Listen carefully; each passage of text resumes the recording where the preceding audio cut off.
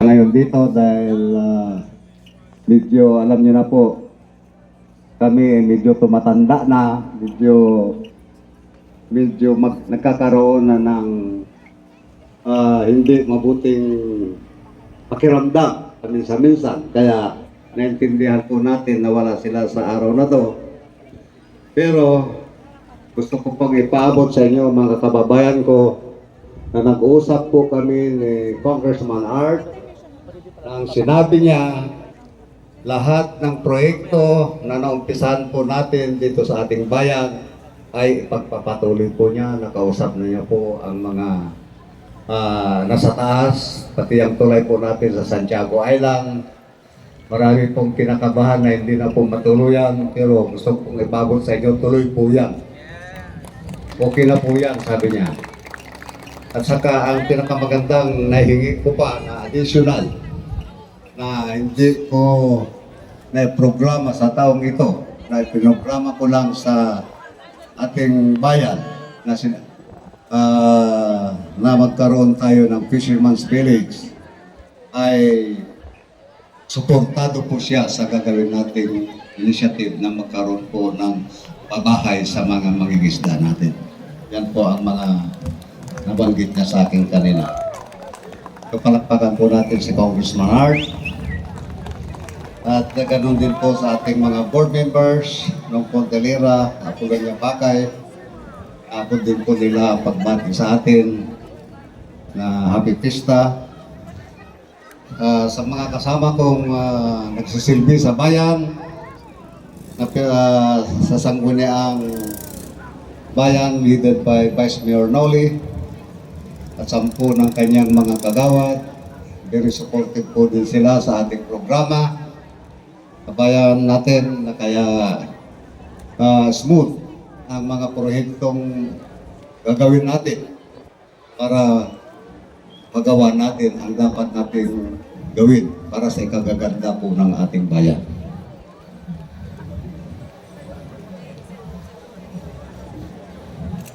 Sa mga barangay headed by Gerald James Carreño,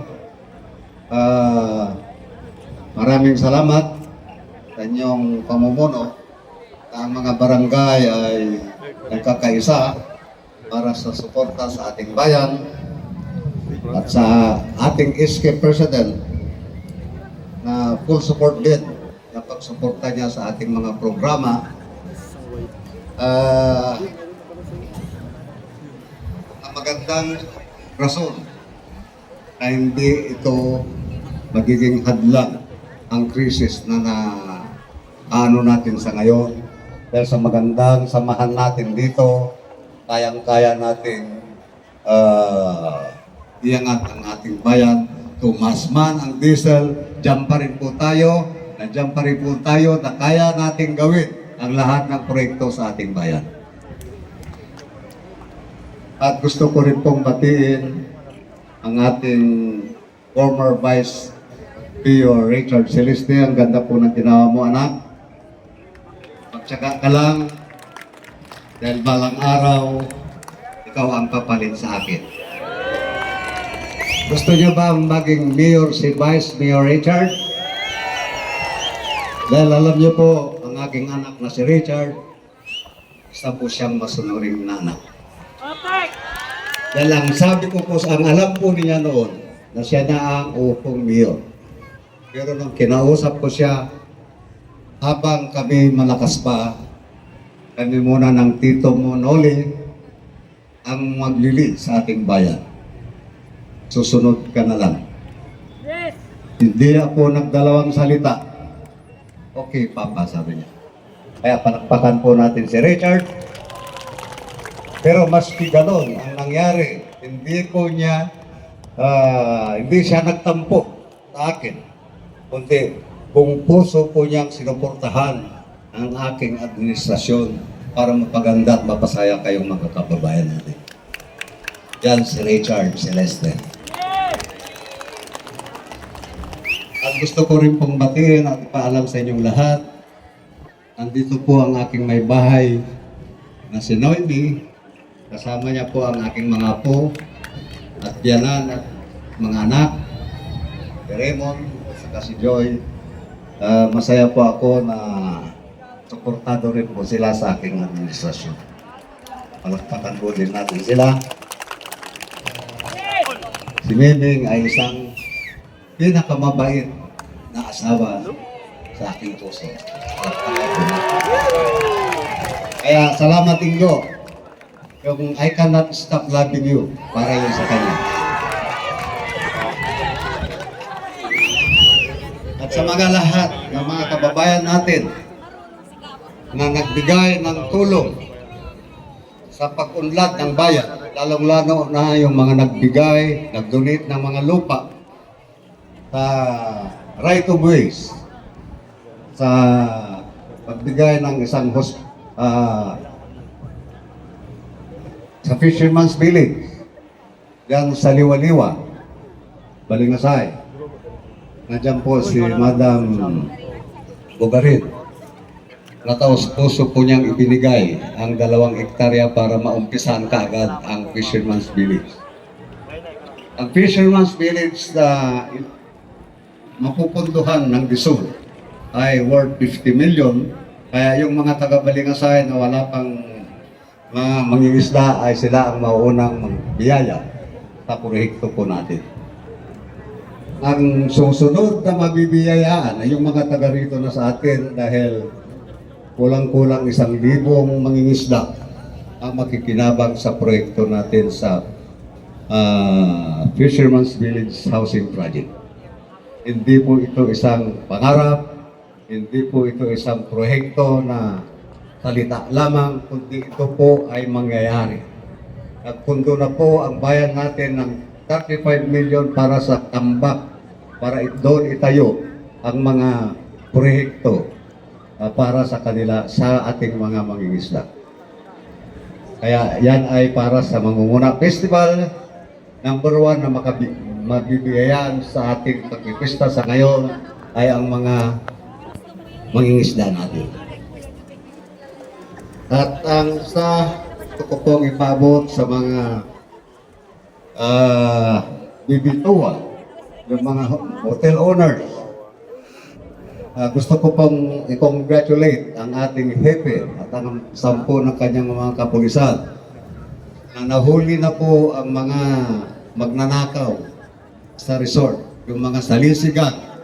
Nahuli po kanina. Palakpakan po natin ang hepe natin, si Colonel Pagalwan, 10 ng kanyang mga kasama.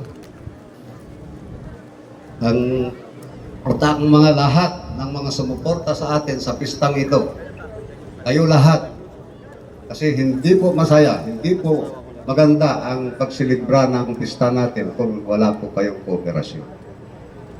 At ang isang proyekto na gusto ko pang mangyari dahil sa ganitong krisis na nangyayari sa atin ngayon, isang executive order ang aking ibababa na lahat po ng barangay ay mag-implement ng Clean and Green Program. Magtanim po tayo sa ating mga solar. Magtanim po tayo sa ating mga backyard para hindi na po tayo aasa na mamili ng mga mahal na gulay. Yan po ay isang executive order po aking nilagdaan na mag-umpisa na ngayong araw na ito ay in-announce ko sa inyo lahat na dapat ay sumunod po tayo sa executive order na magkaroon po tayo ng programang magtanim sa backyard natin para hindi na makakatulong po ito sa progreso din ng bayan. At magiging isang ehemplo po sa buong probinsya na tayong mga taga-Bulinaw ay handa na harapin ang lahat ng mga sigalot dito sa ating bansa na ating harapin. Kung magsama-sama tayo lahat, kumilos tayo lahat, tulong-tulong tayo lahat, kayang-kaya nating harapin ang lahat ng sigalot sa ating bansa. At gusto ko rin pong mabanggit kung bakit ako masaya sa araw na to. Tuwing birthday ko po, nandito po ang aking isang matalik na kaibigan na si General Ronald Lee.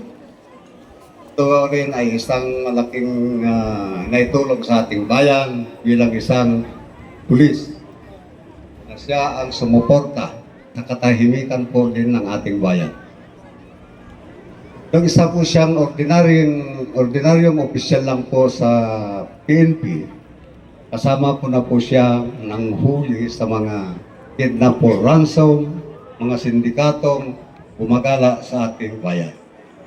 Nahuli po natin ang 50 million ransom gang dito sa ating bayan. Dahil ginawa itong lugar, pahingahan ng mga sindikato.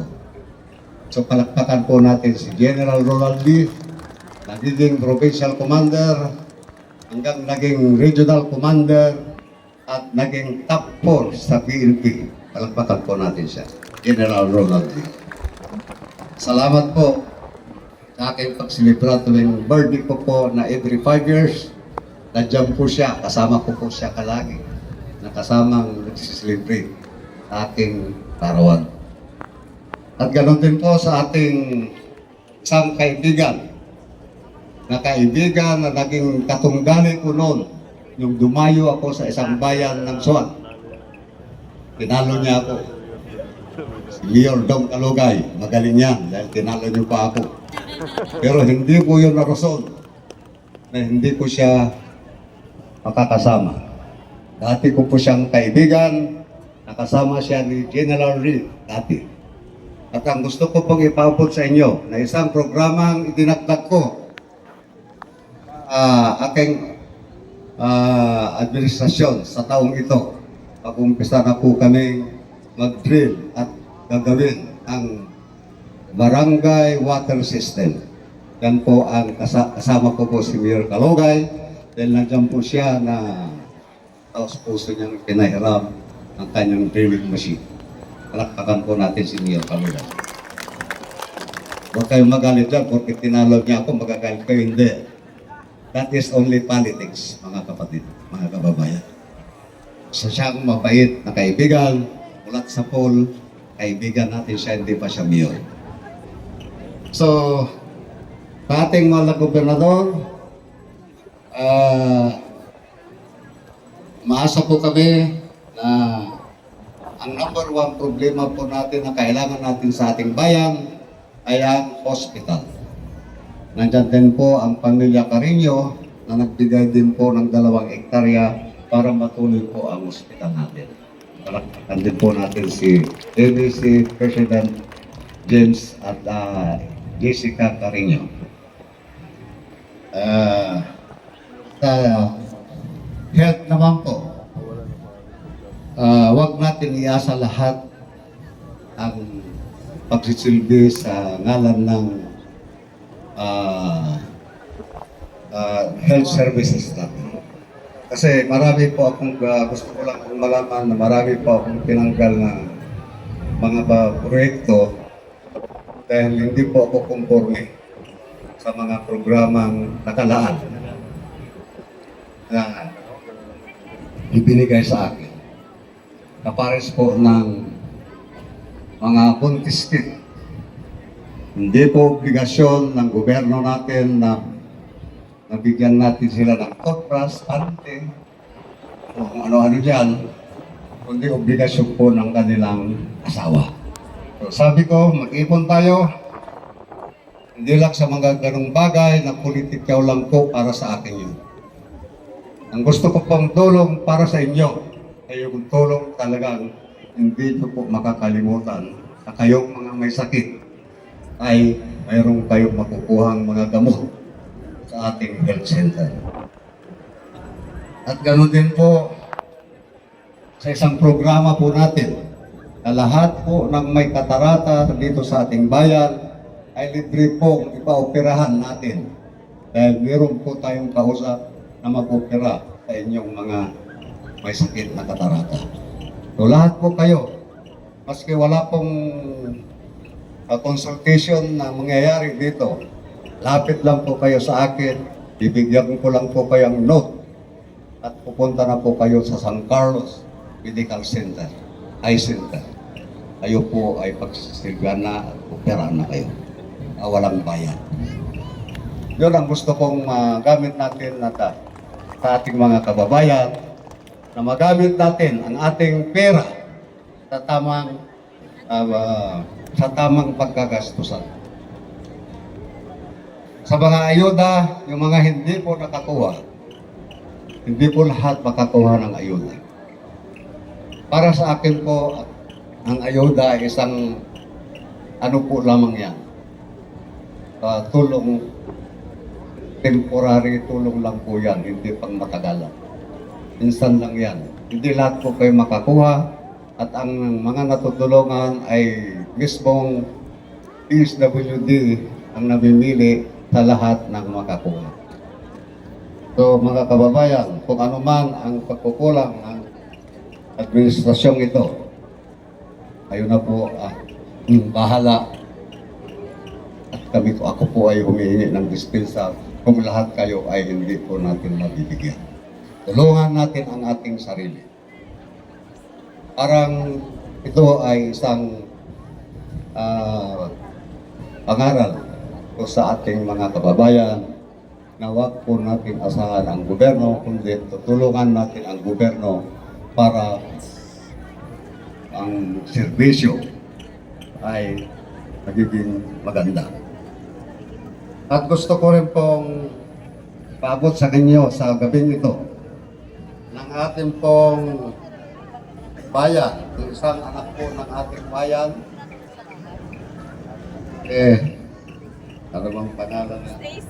Stacy de Ocampo. Anak? Stacy de Ocampo. Stacy de Ocampo. Isa pong malaking karangalan ng Bayang Bolinao na magkaroon tayo ng contestant sa Binibining Pilipinas sa year 2026. Kaya si Stacy ay nagwagi na siya bilang isang provincial winner. Kaya siya po ang naging representative po na napasama sa Miss Binibining Pilipinas. Ako po ay humihingi sa inyo ng tulong mga kababayan. Maliit na bagay ay pakita natin at tayo ay nagtutulungan dito sa ating bayan. Sa mga balikbayan, maraming salamat po at natulungan nyo rin si Casey. At ngayon naman po, ako po mismo ang hihingi sa inyo mga kabaranggayan, kababayan po. Tulungan natin ang representative po ng Pangasinan na ating kababayan sa kanyang paglaban sa itong susunod na paligsahan Binibining Pilipinas 2026. Nakahanda na po ang mga bagman natin. Hindi po ito bagman ng flood control. Hindi, bagman po ito ng pagmamahal nating mga taga-Bolinao sa ating mga kababayan na gusto nating tulungan para makamit natin ang karangalan ng Miss Binibining Pilipinas 2026. So Miss Casey, advance congratulations. Aasahan mo, kaming mga kababayan mo ay buong pusong susuporta sa iyo. Kahapon, napirmahan ko na po yung cheque na 50,000 na suporta ko sa iyo. Suporta ng ating bayan. Pero alam ko kulang pa yun. Kaya naisip ko kanina na magdagdag kaming mga taga-barangay. Dagdagan ng mga kabaranggayan natin, kababayan natin. Kaya dagdagan ko rin yung binigay ko, sino ba yung kolektor nyo? Leader ng Bagman. Bagman, 5,000 yan additional. Vice Mayor, 1,000 lang daw binigay mo kapon, dagdagan mo yan. Sige, iikot po yung mga, sombrero. Ikot po sa mga kababayan natin para maski piso, pwede kayong maglagay dyan. Support natin sa ating bayan, support natin sa ating kandidata. At kami, 10 ng ating mga kababayan, kasama kami hanggang Aranita Coliseum para susuporta sa iyo. Hanggang dito na lang po mga kababayan. Sabi ni James kanina, akala ko nagtitipid tayo pero tatlo yung magtutugtog. Pero ang totoo, na hindi lang kami nagkasundo-sundo dahil ang alam ko ng orkestra natin ay 2 gabi, kaya ayaw ko naman silang malugi, kaya pinagpatuloy din po nila na maging 2 gabi na. Dahil ang alam po natin noon, hindi na matutuloy ang pista, pero napag-isipan ko rin, hindi hadlang ang pagtaas ng fuel para tayo ay ihinto natin ang kasiyahan natin dito sa ating bayan. Ang Voltex Band, Tagal ah. ang El Pescador Band, 20 minutes. wala pong bayad yan, libre. Kaya hindi po magastos yan. Libre ha? Hindi, biro ko lang, biro kayo. O sige, ikot na kayo dyan. Mga bagman. Pisto ay isang malaking bagay na po yan. Hindi ko na po pahabain, mga kababayan ko sila. Magsaya po tayo kung inahamon kami ni Evie, si James, hanggang umaga dahil 3 naman ang music natin dito. Ang paghamon niya po ay tinatanggap po namin ni Mayor Kalugay. Hanggang umaga nandito po tayo. Maraming salamat po sa inyo lahat.